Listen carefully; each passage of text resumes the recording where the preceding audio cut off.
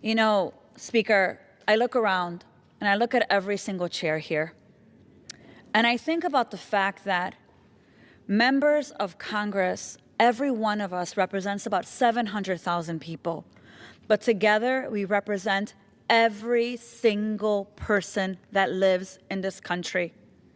That's got to be the greatest honor and privilege for anyone to be able to serve humanity in this way. And so it's important for me as we think about the people's house, about the fact that we went 43 days without session.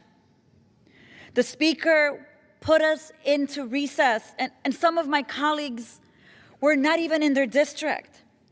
But here we are 43 days later on the fourth day of this week of session.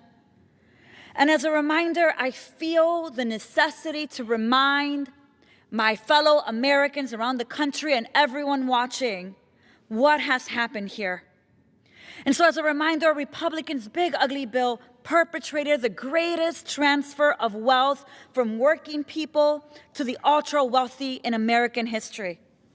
I can tell you that when I visited food pantries in my district, I met people who said to me, Congresswoman, every single year I donate $1,000 to this food pantry. But here I am making a line, and I've been here for 3 hours.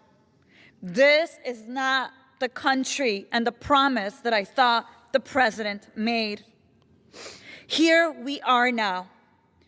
This week, instead of actually fixing healthcare, instead of passing legislation where we're actually strengthening the safety net for our constituents, instead of working together to build in the people's house, we are here filled with censures, and this week Republicans are attacking more of the programs that our fellow Americans rely on, resolving that programs like Social Security, Medicare, unemployment, insurance, workers' compensation, and more are horrors.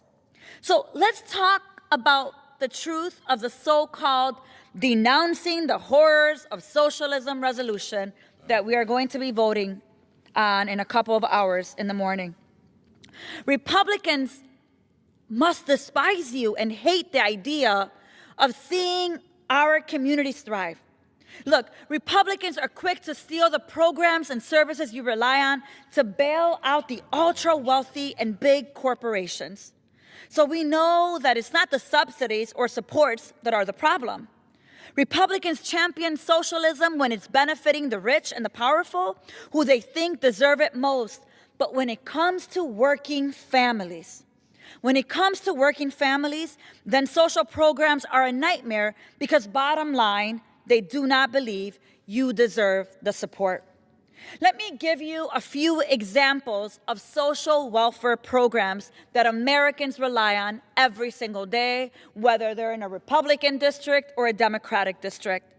SNAP benefits, VA benefits, local fire departments and police departments, the United States Postal Service, FEMA, public education, and the interstates that make commerce possible.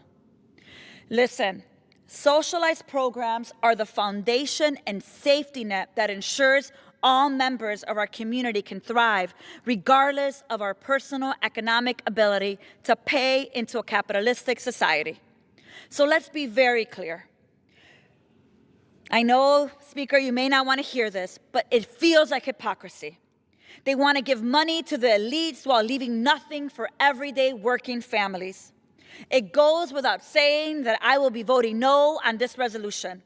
I believe that our country must reprioritize and reconsider what we invest in.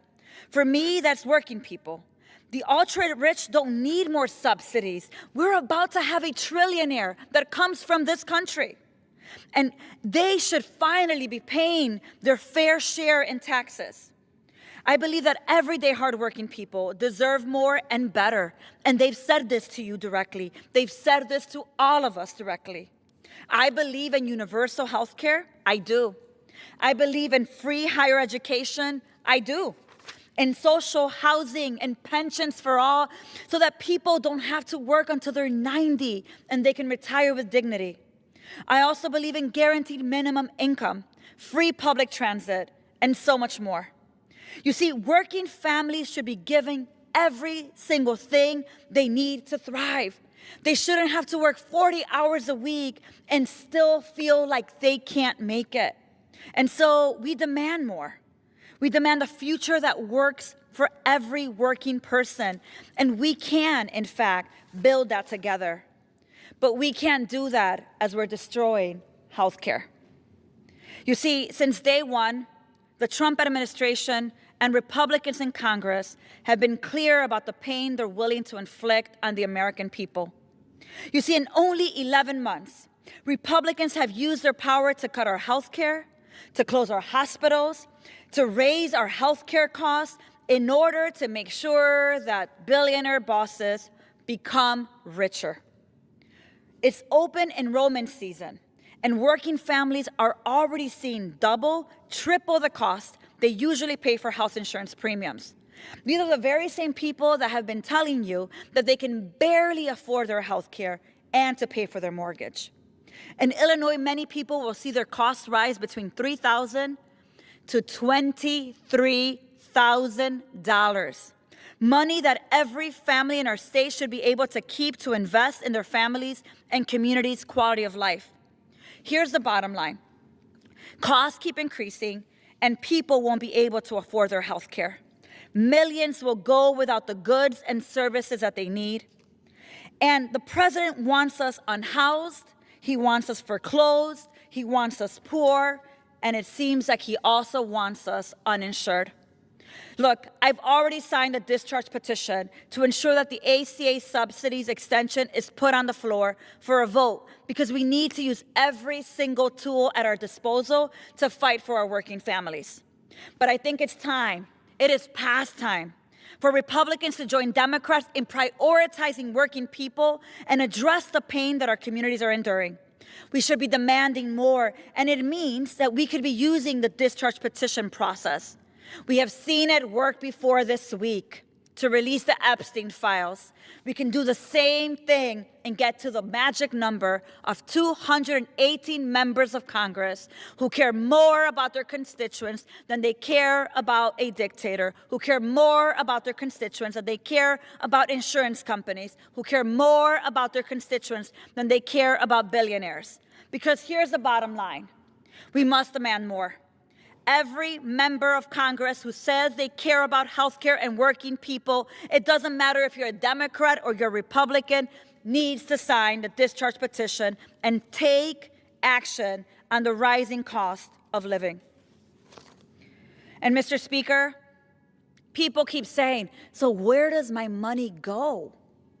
My taxes keep increasing. Where are they going? Well, Mr. Speaker, you and I both know where the money is going.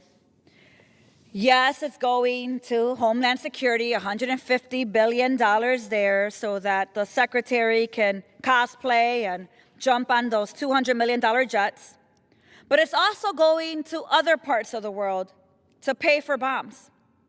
And so I want to talk to you about a bill that I introduced a few months ago. It's called Block the Bombs Act.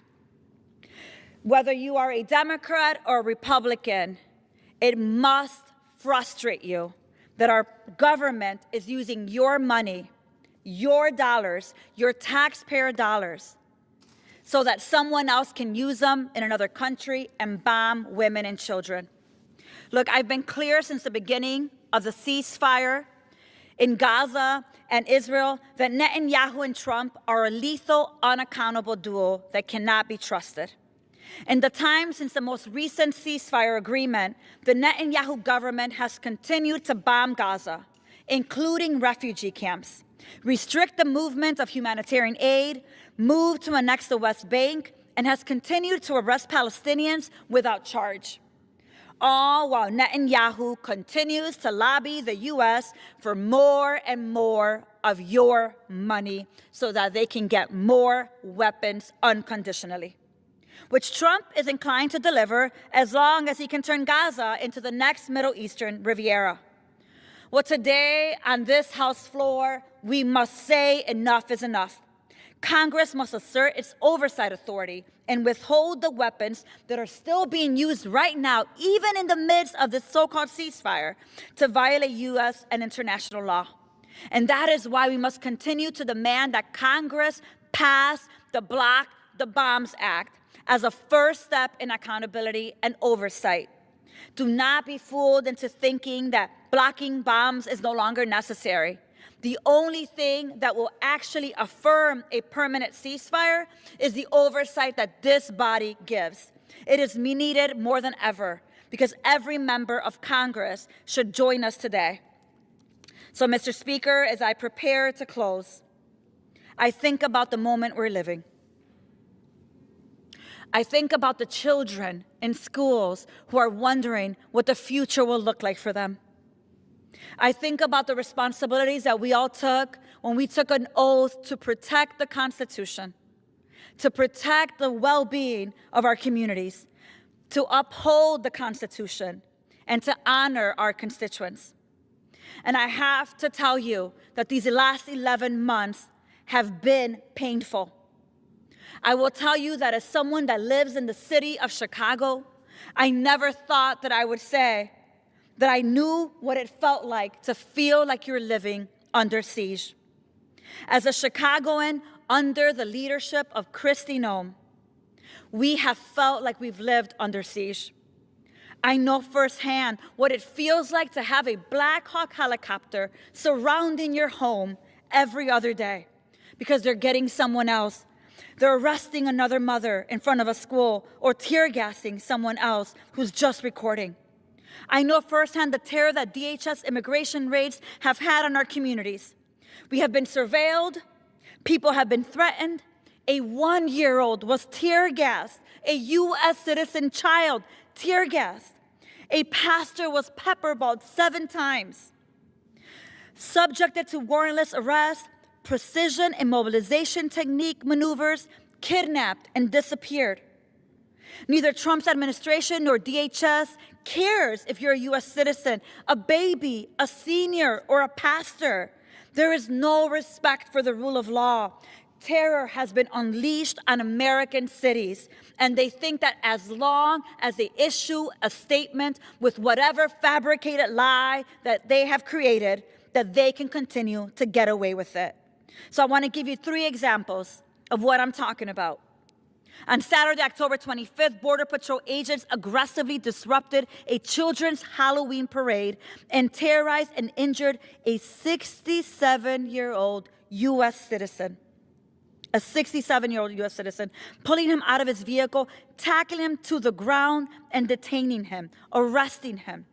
On Saturday, November 8th, ICE agents pepper sprayed a family and their 1-year-old child as they were leaving Sam's Club. A 1-year-old girl, a baby. On Friday, October 10th, an unmarked vehicle driven by federal agents crashed into Diana Figueroa's vehicle, and they exited the vehicle with weapons drawn to her to forcibly drag her out of her car and arrest her, a U.S. citizen. So here is my question to my colleagues in the People's House. If DHS cannot be held accountable, if we can't do our oversight work, if we're obstructed from conducting oversight, if they are systematically undermining our civil rights and perpetrating violence in our communities, then what is Congress's responsibility? Let me say this. The answer, Mr. Speaker, is very clear. We must strip away every tool they are using to terrorize our communities. We can start with the taxpayer dollars they are using to harm Americans.